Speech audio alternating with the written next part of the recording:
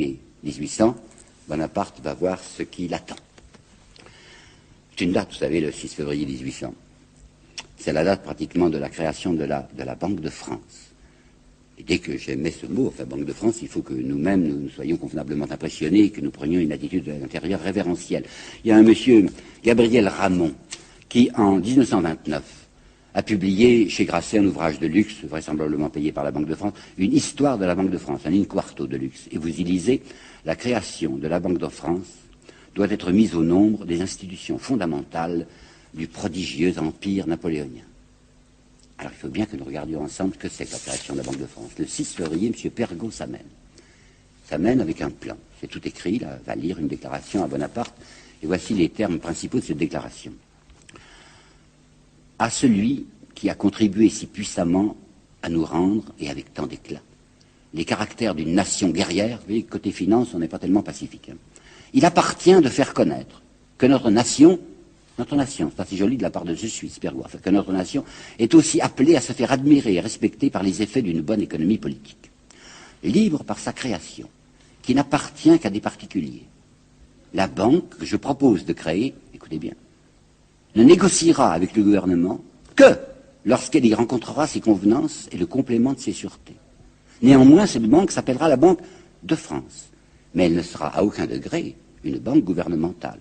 Elle sollicite du Premier Consul la promulgation d'une loi qui, sans peut-être paraître s'occuper nominativement de notre établissement, consolidera son existence. Est-ce que vous avez compris?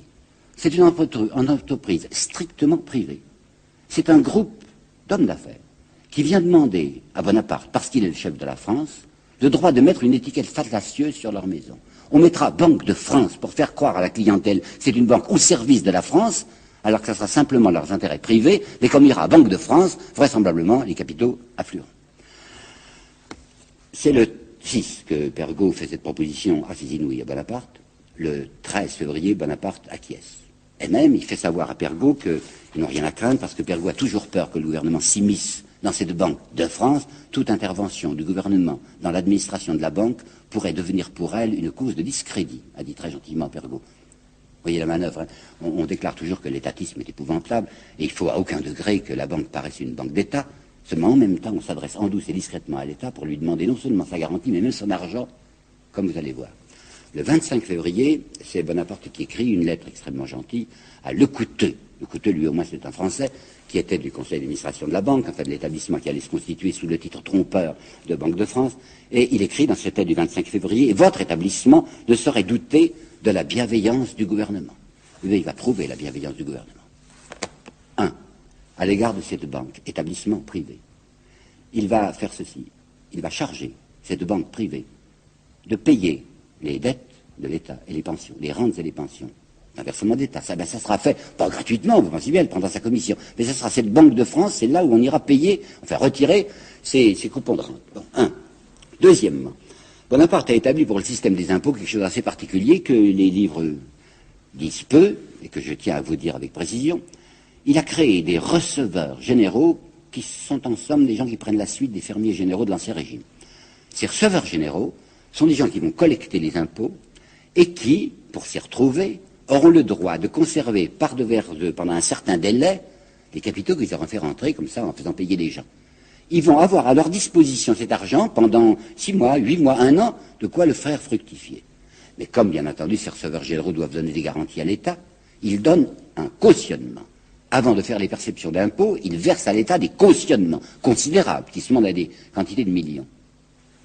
Eh bien, Bonaparte accepte de confier à la Banque de France la plupart des cautionnements des receveurs généraux. C'est-à-dire que l'argent de l'État, l'argent versé par les receveurs généraux à l'État, cet argent, Bonaparte le remet pour le faire fructifier personnellement à la Banque de France. Et troisièmement, en 1803, nous ne sommes qu'en 1800, mais je tenais à vous le dire maintenant, en 1803, Bonaparte acceptera que cette banque soit privilégiée au point qu'elle sera seule habilitée à faire du papier-monnaie.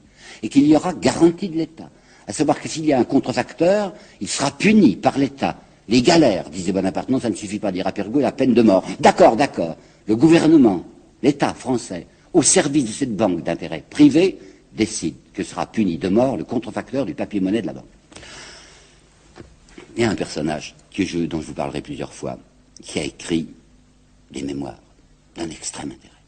C'est Mollien, M-O-2-L-I-E-N, Mollien, qui a été très longtemps trésorier de l'empereur. Il a publié des mémoires, et je ne sais pas pourquoi aussi, je sais très bien pourquoi. Ceux qui sont si favorables à Napoléon parlent le moins possible des mémoires de Mollien. Parce que Mollien était un brave homme, un esprit libre, extrêmement conservateur, très réactionnaire, qui n'aimait en Bonaparte qu'une réapparition de la monarchie, mais qui ne concevait pas la gestion des finances de l'État comme les concevait Bonaparte.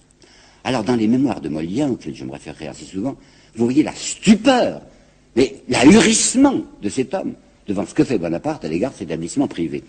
Au sujet des receveurs, vous savez, les cautionnements des receveurs qui sont remis entre les mains de la Banque de France, Mollien écrit, c'était sans doute la première fois qu'il arrivait à un gouvernement de donner de l'argent à une banque d'escompte pour exploiter un privilège lucratif, au lieu d'en demander à ses actionnaires pour prix de ce privilège. Mais ce n'est rien en comparaison de ce qui va se produire lorsque Mollien va apprendre que Bonaparte a décidé qu'il y aurait un papier-monnaie exclusif pour la Banque de France avec caution de l'État, avec punition de mort par l'État. Je lis, dans le souci de noter aux banques aucune source de profit, le premier consul va jusqu'à autoriser, au bénéfice de la banque dite de France, le partage d'une des premières prérogatives du gouvernement, celle de fabriquer une monnaie. Et en outre, la monnaie métallique que fabrique l'État lui coûte à lui, État, au moins le prix de l'or et de l'argent. Tandis que le privilège inouï accordé à l'établissement Pergaud, Mallet et compagnie consiste en ce que cette banque, pure association d'intérêts privés, aura le droit de fabriquer une monnaie qui ne lui coûte rien. C'est ce même Mollien, page 362 du tome 1 de ses mémoires, qui a une formule que je vais vous dire. Entre Napoléon et les gens de finance, la partie n'est pas égale. Le caïd est respectueux à l'égard de l'argent. Le caïd rampe, et il rampera toujours. Et je vais me permettre de vous apporter maintenant une citation peut-être un peu surprenante, une citation contemporaine. La citation d'un très grand écrivain français à propos d'un autre général, bien différent de Bonaparte, lui aussi très puissant, mais puissant jusqu'à telle limite que ce grand écrivain, si dévoué qu'il soit au dit général, a eu le mérite de marquer. Je terminerai sur cette citation que je vais lire lentement parce que je trouve qu'elle est d'un extrême intérêt, apportant un de ces éclairages qui ne viennent pas toujours du passé sur le présent, mais quelquefois du présent sur le passé. Bloc-notes de François Mauriac, 23 septembre 1966. Ce que le général n'a pas fait, et ce qu'il ne dépendait pas de lui de faire, c'est d'obliger à lâcher prise ses mains, ces quelques mains, oui, ce petit nombre de mains, qui tiennent les commandes secrètes de l'État, qui assurent les immenses profits de quelques-uns et qui font de chacun de nous les têtes d'un troupeau exploitable, virgule, exploité.